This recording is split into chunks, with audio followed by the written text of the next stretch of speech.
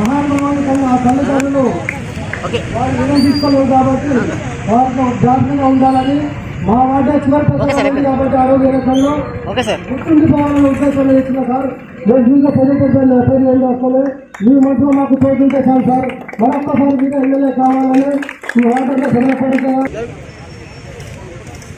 అతని యొక్క జ్ఞాపకాలను గుర్తు చేసుకుంటూ మనందరూ ఇక్కడ కలవటం ఎంతో సంతోషంగా ఉంది.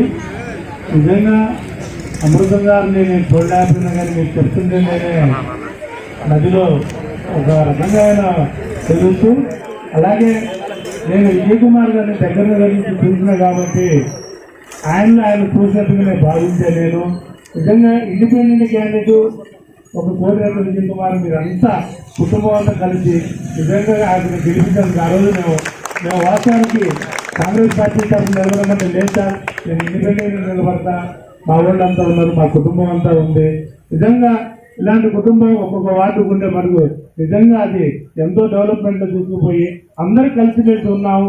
ఏదైనా చిన్న చిన్న విభేదాలు వచ్చినా కానీ కూర్చొని మాట్లాడుకోమాయి మా కోరిక వాళ్ళందరూ కలిసి కూర్చొని మేము గెలిపించుకునే బాధ్యతని ఆ రోజు నేను గాయపడిన చెప్పినప్పుడు నిజంగా ఇంత యూనిటీ మనకు నిజంగా నేను ఎక్కడ చూడండి ఏ వార్డులో చూడండి ఎప్పటికీ ఇలాగే ఉండాలా, అందరూ కలిసి మెలిసి ఉండాలా, ఏది ఏమవుతున్నా కానీ ఏదైనా చిన్న చిన్న విభేదాలు వచ్చినా కూర్చొని మాట్లాడుకుని సరిచేసుకుని అందరికీ పేదవారికి మనం న్యాయం చేకూర్చే విధంగా మనం నమ్ముకున్న వాళ్ళు కూడా వాళ్ళకి ఏదో రకంగా ప్రభుత్వం నుంచి వచ్చే లబ్ధులు కానీ అది మన శాఖమైనంత మనం చేసుకుంటూ చదువు విషయంలో కానీ వైద్య విషయంలో కానీ మిగతా ఇంటి దగ్గర సమస్యల విషయంలో కూడా ప్రతి ఒక్కరు కూర్చొని మాట్లాడుకుంటే అవి ఏం లేనంతో పని లేకుండానే మొత్తం మనం అడ్జస్ట్ చేసుకుంటేనే కార్యక్రమం మంచిగా ఉంటుందని ఇలాంటి కార్యక్రమంలో మీ కుటుంబానికి ఎప్పుడు ఆ దేవుని ఆశీస్సులు ఆ ఏసఐ ఆశీస్సులు ఉండాలని మనస్ఫూర్తిగా కోరుకుంటూ ధన్యవాదాలు.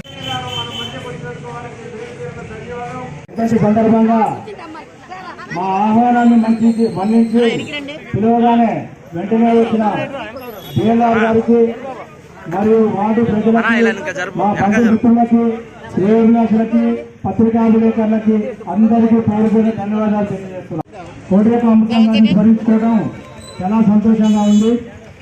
ఆయన మనలో లేడనే కానీ అందరి మనసుల్లో నోట్ల నేలకలాగా మిగిలిపోయాడు. ఆయన చేసిన సేవలు చాలా ప్రశంసనీయం. అదేవిధంగా ఈ సందర్భంగా మీకు విన్నపం చేసేది ఏంటంటే మా నాన్న తర్వాత మా బాబాయ్ సార్, మా బాబాయ్ కూడా విజయ్ కుమార్ హఠాత్తుగా చనిపోయి అనాథలుగా మిగిలిపోయినాం. రాజకీయ పరంగా మేమంతా ఉద్యోగరీత్యా ఉద్యోగాలు ఎట్లయిపోయినాం సార్.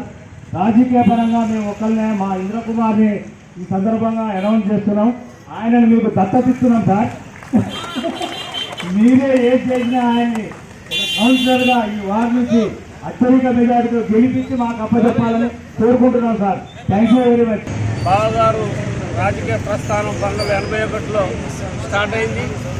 ఆయన నిజ జీవితంలో ఆయన ఏదో ఎడ్యుకేషన్ చదువుకొని రాలేదు, కానీ ఆయన యొక్క మెయింటెనెన్స్, ఆయన యొక్క రూపం కానీ ఒక అందమైన రూపం. దాని తగ్గట్టుగా నైట్ స్కూల్లో చదువుకొని ఎంతో పైకి ఎదిగి అంచెలంచెలుగా ఎదిగి 87 నుంచి 4 సార్లు కౌన్సిలర్గా గెలవడం జరిగింది ఈ వార్డులో. ఆయన ఓటమి ఎరగని నాయకుడు. కొన్ని చారిత్రాత్మకమైన పనులు, ఎవరు చేయలేని పనులు కొన్ని ఉన్నాయి, అవన్నీ చేసినాయి.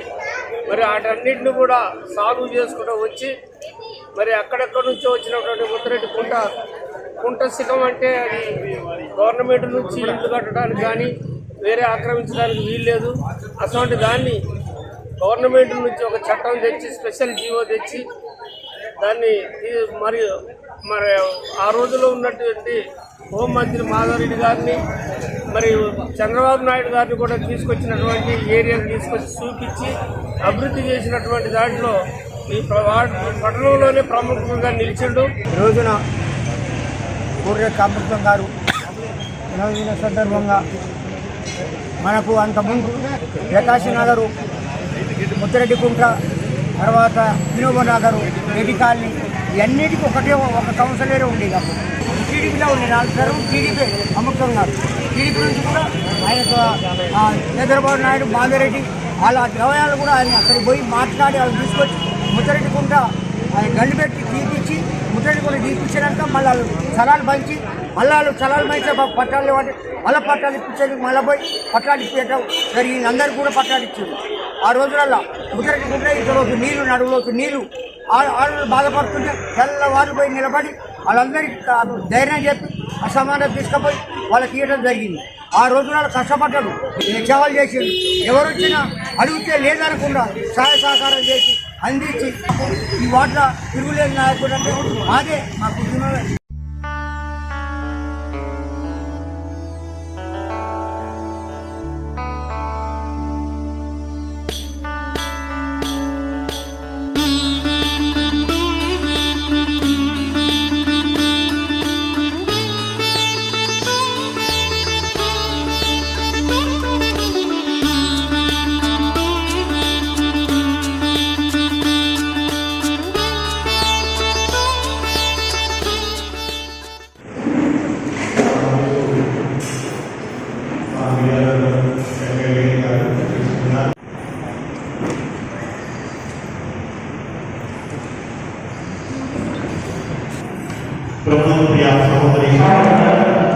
ఈరోజు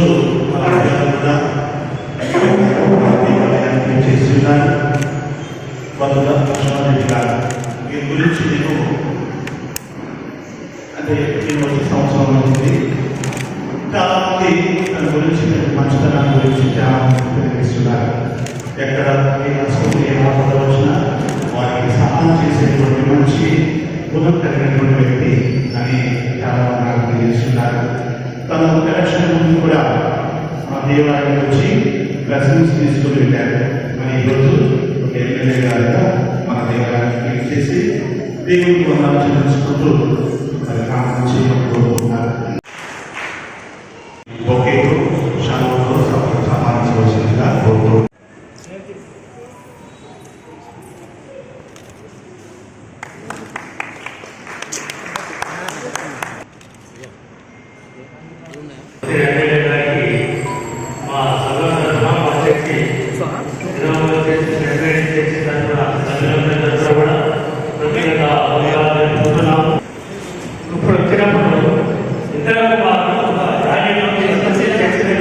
కవర్ది వారికి ప్రత్యేకమైన